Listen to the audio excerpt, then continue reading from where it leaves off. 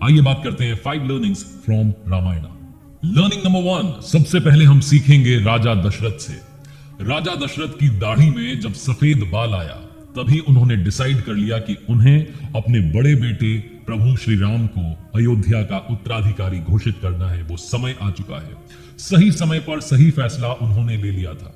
सबसे बड़ी सीख जो राजा दशरथ से मिलती है, जिंदगी में परिस्थिति को देखें, अपनी क्षमता को देखें, भविष्य को देखें, उसके बाद में डिसाइड करें।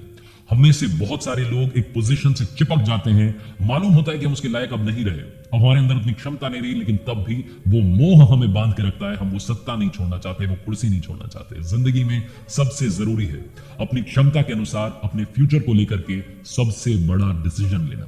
लर्निंग नंबर 2, रामायण के सबसे मुख्य किरदार, सबसे मुख्य पात्र प्रभु श्री राम से क्या सीखे। जब वो राजा बनने जा रहे थे उसी वक्त उन्हें मालूम चला कि उन्हें 14 वर्षों के लिए वनवास में जाना होगा। एक पल के लिए जो कुर्सी, जो सत्ता आती हुई दिख रही थी, वो सब कुछ चला गया। सामने था पिता का बड़ा फैसला जिसमें उन्होंने कहा था कि आपको 14 सालों के लिए वनवास जाना है।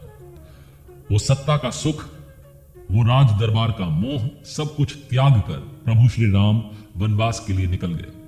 ये रामायण की सबसे प्रमुख घटना है जिसकी वजह से ये पूरी रामायण जो है आपके और हमारे सामने है।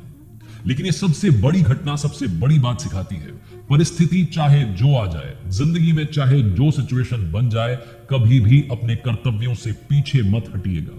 प्रभु श्री राम ने एक एक बात जो रामायण में कही है, अगर उसमें से कोई एक बात भी अपनी लाइफ में फॉलो कर लें तो मुसीबत हमारे आसपास नहीं आएगी। भगवान श्री राम का नाम लेना बहुत अच्छी बात है, लेकिन उनके आचरण को अपनी जिंदगी में ढाल लेना बहुत बड़ी बात है, क्योंकि जो चरण होते हैं वो मंदिर तक ले जाते हैं और जो आचरण होते हैं वो भगवान तक ले जाते हैं। लर्निंग नंबर 3, माता सीता से क्या सीखें। जब दासी मंथरा ने कैकेयी को भड़काया और कैकेयी ने राजा दशरथ को जाकर के कहा कि राम को वनवास के लिए भेज दीजिए, तब कहीं भी माता सीता का नाम नहीं था। सीता को भेज दीजिए ऐसा नहीं कहा था, लेकिन माता सीता ने कहा कि वो भी प्रभु श्री राम के साथ में वनवास जाना चाहती हैं, वनवास के लिए प्रस्थान करने के लिए तैयार हैं। उन्हें बहुत समझाया। परिवार के हर सदस्य ने बार बार कहा कि आप मत जाइए, यहां तक कि प्रभु श्री राम ने कहा कि आप मत जाइए, आप यहीं रहिए, माता पिता की सेवा कीजिए। लेकिन माता सीता ने कहा कि मेरा पहला कर्तव्य आपके प्रति है, पति के प्रति है, मैं आपके साथ में वनवास जरूर जाऊंगी। माता सीता से क्या सीखें। जिंदगी में जब परिस्थितियां विपरीत हो जाएं तो सबसे पहले तो मान लीजिए कि यही नियति का निर्णय है, और दूसरी सबसे बड़ी बात, अपनी निष्ठा में कहीं कमी मत आने दीजिए। जहां वो रानी बनने जा रही थी, अचानक से वनवास सामने आ गया, घबराई नहीं, अपने प्यार को और बढ़ाया, अपनी निष्ठा को और बढ़ाया, और आज हम सभी उन्हें माता सीता के रूप में पूजते हैं। जीवन में हमेशा याद रखना, आपकी डेडिकेशन में, निष्ठा में, समर्पण में कभी भी कमी नहीं आनी चाहिए। अगर सिचुएशन बदल भी जाए तब भी अपनों के लिए वही अपनापन बरकरार रखिएगा। लर्निंग नंबर 4, अब बात करेंगे रामायण के उस किरदार की जिनसे प्रभु श्री राम को बहुत लगाव था, बहुत प्यार करते थे, अपने छोटे भाई भरत से, जिनके बारे में मिसाल दी जाती है, भरत मिलाप के किस्से सुनाए जाते हैं। भरत जी जो कि प्रभु श्री राम के सबसे प्यारे भाई थे, जब प्रभु श्री राम को वनवास दिया गया उस वक्त अपने ननिहाल में थे। जैसे उन्हें मालूम चला कि प्रभु श्री राम राजपाट छोड़ करके जंगल में निकल गए हैं, दौड़ते चले आए और प्रार्थना की कि वापस चलिए, वो राज संभालिए, वो राज्य आपका है, उस पर आपका अधिकार है। प्रभु श्री राम ने मना कर दिया कि पिताजी का निर्णय था, मानना होगा, 14 साल का वनवास मिला है, उसे जीना होगा, आप जाइए और जाकर के संभालिए। लेकिन तब भरत जी ने वो काम नहीं किया। उन्होंने एक काम किया, प्रभु श्री राम की चरण पादुकाएं लेकर के आए, उसे सिंहासन पर रखा और कहा कि ये सिंहासन तब तक भी प्रभु श्री राम का ही रहेगा जब तक कि वो वापस नहीं आ जाते। प्रभु श्री राम से कहा कि आपकी चरण पादुकाएं अब अयोध्या में राज करेंगी। भरत जी के बारे में कहा जाता है कि जब तक वनवास से प्रभु श्री राम वापस नहीं आए थे तब तक वो नगर से दूर रहे, जंगल में कुटिया बना करके बिल्कुल उसी तरीके का वनवास जिया जो कि उनके भैया राम जी रहे थे। सबसे बड़ी चीज, सबसे बड़ी बात जो सिखाते हैं भरत जी, वो ये है कि जिस चीज पर आपका नैतिक अधिकार नहीं है, जिस पर आपका अधिकार नहीं है, उस पर अपना अधिकार मत जमाइए, और जिस पर किसी और का अधिकार है उसे पूरी रिस्पेक्ट दीजिए। काम वही कीजिए, अधिकार उसी पर जमाइए जिसके आप योग्य हों। यही सिखाते हैं रामायण के भरत जी।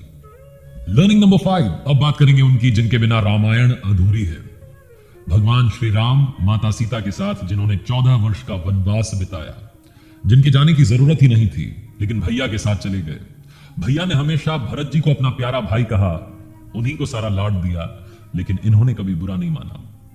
प्रभु श्री राम के सबसे बड़े शिष्य लक्ष्मण जी, जो सिखाते हैं, हम सभी को सिखाते हैं कि जिंदगी में कभी भी प्रशंसा की चाह में काम मत करना। ये मत सोच करके काम करना कि मेरी तारीफ होगी, क्योंकि प्रभु श्री राम ने तो सारा प्यार सारा स्नेह भरत जी को दिया था, लेकिन समर्पण की भावना के साथ 14 वर्षों तक जंगलों में भटकते रहे लक्ष्मण जी, जो हमें सिखाते हैं कि नाराज ना होना ये सोचकर कि काम मेरा और नाम किसी और का हो रहा है, क्योंकि घी और रुई सदियों से जलते आ रहे हैं और लोग कहते हैं कि दिया जल रहा है। लक्ष्मण जी की बात चली है तो जाते जाते एक आखिरी लर्निंग, जो कि इन 5 लर्निंग से अलग है, रामायण के विलन की, यानी कि रावण की, जो महापंडित था।